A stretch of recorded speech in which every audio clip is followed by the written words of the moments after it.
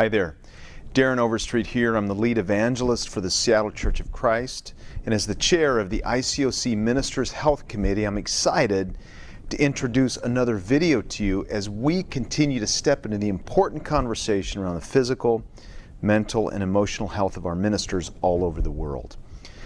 In this video, you will hear from a member of our team named Naomi Wallace. She is a women's ministry leader and project manager in the Seattle Church. She also serves as content manager for the ICOC Facebook page, and she would like to share some thoughts with us about social media. As you know, much of our lives, especially in a pandemic, are lived out online, and social media is a place where a lot of relational communication happens. We all know it can be used for so much good, and it can be also a place, if we're not careful, where conflict and hurt can happen. As Christians, we want to be responsible for ourselves and others on social media, and we want to be a needed light to the world. So Naomi wants to share just a few tips and scriptures that can help us. Before I go, though, I do want to let all of you know that the Ministers Health Committee is going to host a Zoom workshop devoted totally to the spiritual life of ministers. You're all invited. We haven't done this before. This is our first time, but we're really excited about it. So please mark your calendars for May 27th. It's just about a month and a half away, and we will have a digital invitation available within the next week with more details about it and the Zoom link. Also, we're looking for other people to help us in this work. So if you know of someone who would be good for us to connect with, maybe they have some expertise or have done some valuable teaching in this area, please send us an email so we can contact them. You can see the email on the bottom of your screen. God bless you all, and thank you for what you do for God's people. Hi, my name is Naomi Wallace, and I currently serve with the Seattle Church of Christ as a project manager. I also have the privilege of serving as a Facebook moderator with Disciples Today for our ICOC Facebook group. And oftentimes when people learn about my role in managing social media content in my home fellowship or with other platforms like the Facebook group, I am asked about my thoughts about social media. Should we avoid it? How much do we engage in it? What's our boundaries with it? Are people just going crazy? How do we respond? Literally, the questions can keep going on. And it's true. Social media is an ever-changing beast, and we just kind of need to learn more about it. But personally, I love social media. I love technology. I love the connection I can have with people from all over the world, the easy access and resources to current events. And I honestly just love pretty pictures and aesthetics. But like some of you, the temptation to keep up with the Joneses or the Kardashians or questioning whether or not you're living your best life can be overwhelming at times. And if you've watched The Social Dilemma on Netflix, the creators of these social media platforms had the best intentions to create something good. Although there's a lot of good in it, the harm that it has caused for many of us is unprecedented, especially in mental health. In this video, I'm not going to discuss how to create boundaries or how to create good social media content. I do believe there's a lot of great resources and articles that's even on Disciples Today, like from Dr. Timothy Summerlin, or there's a lot of workshops that our churches are putting on that can help you with those things.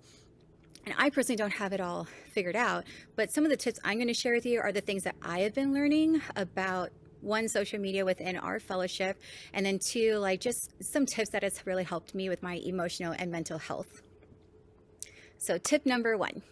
Remember that social media is a conversation piece for people. The world is changing, and with that, the way we communicate is changing as well. Remember back in the day when we only had one home phone with that really long cord, and you probably shared it in your living room, and you're like having to duck into your pantry closet just to have some privacy. And then smartphones were developed in the early 2000s, and now it's like super rare to find anyone with a smartphone or without one.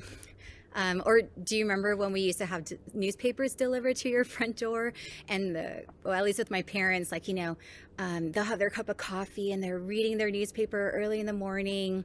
And yeah, newspapers still exist, but the way that we're getting our information now and current event info is all through like email or a subscription that you have, or you're just watching the news on your current device.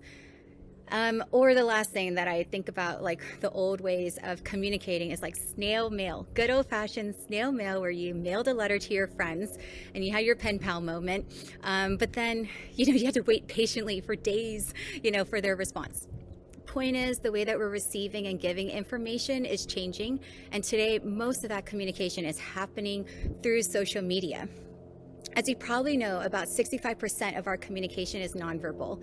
That means we communicate more through body language, tone and inflection of voice, eye contact, facial expressions, gestures, and so much more. Of course, none of that is being shown on social media. So all we had to rely on is, one, our history with you and connection, and then two, kind of just understanding the way that you're writing your communication, right? So tip number 2, there is a lot of context that is missing on our social media posts. So instead of reading as you're scrolling through your feed and you see something, you're like, what in the world? Why did they write that? Are they really a disciple if they posted XYZ? So before you go down that train and rabbit hole, start training yourself to ask, what happened? What's their story? Why did they post that? And just be more curious about that, because there's so much content that's missing that would make every post out there, that would make a ton more sense. So for example, in one of the groups that I moderate, a member had posted an article about vaccines and vaccinations, and it was written by a well-known member in our fellowship of churches. Well, the article honestly was just more about, there's science and research that backs it up, and, it's a personal choice, like, let's not make judgments, and pretty, neutral in my opinion. But the member who posted it was really upset and confused why a member of such great influence in our fellowship would even post or write such an article. And because of the group rules, we took it down, and the member connected with me through Messenger and was like, hey, I want to learn more about it. And throughout our conversation, through voice notes and texts, honestly, it just came down to that the member was really hurt, because there was a previous conversation that happened where a member in their fellowship had told this person, if you don't get vaccinated, then you're not welcome to worship here. And I don't share this story so we can start arguing about vaccinations, but I do hope that in this story you can see that there is so much context that was missing in the original post.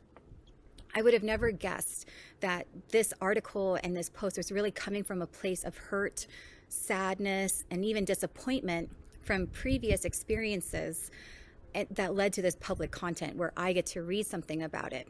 And that even just that acknowledgement that we're not going to have a lot of context there, I know for me that has helped me with that tiny little mental shift, that what I'm reading, I don't have to expend so much emotional energy behind it, because I know that every post, behind every person, there is a story and a context that we are not seeing, and it's not readily available to each of us.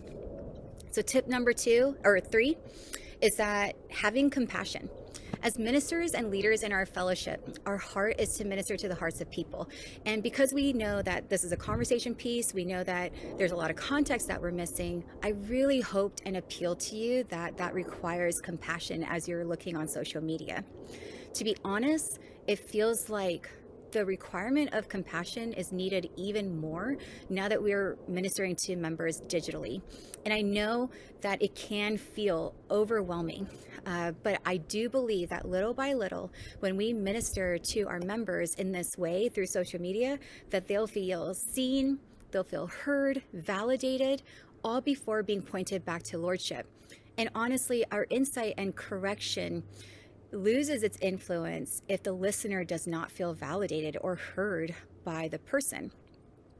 So when we think about compassion, it means to suffer with, and it has an element of action. That action takes courage. So when we're reading stories in the Bible, like the parable of the Samaritan in Luke 10, the 2 priests who passed by the man who was beaten and left on the streets, I'm sure they had all the feels. I'm sure they had sympathy. I'm sure they had empathy. I'm sure they were like, oh my gosh, like that poor man. But it was the Samaritan who had compassion and took courage to do something about it. And what that looks like on social media to me is just to reach out, especially if you know the person. I know on a larger platform like the ICOC Facebook group with 30,000 plus members, I'm not going to be calling every single person if I see a questionable post. But in my own home fellowship, if I see posts that kind of leave me like, I wonder what's going on, I hope that, like me, that we're both driven to call and check in on the person instead of just like continuing our feed, and just moving on from there. It can be super uncomfortable to have those conversations, but our relationships with one another are really worth it. In closing, I just wanted to leave you with a few scriptures. Mark 7 says that for it is within, out of a person's heart, that evil thoughts come. And Luke 6 mentions, for the mouth speaks what the heart is full of. Social media reveals our hearts. It isn't truth. I don't believe it's our reality. Through different research, we know that Instagram could be like our highlight reels, or maybe feelings are not indicators. They're indicators, not dictators. But I want you to remember that social media can really reveal what's happening in our hearts. And 2, have compassion. Ask the harder questions. What happened? What's their story? And when you can and you're able to, have the courage to take action to check in with the person. Ask about their posts and be curious. One last scripture that I want to leave you with is John 6:33. And it says, the Spirit gives life. The flesh counts for nothing. The words I have spoken to you, they are full of the Spirit and life. And if you notice, it's the words that Jesus spoke to us that gives us life. It's not the words that are posted or text, but it's spoken. And so, yeah, social media is super great. I love the communication we can have with one another, but we're not talking. And so if we're not talking, we can't listen really well.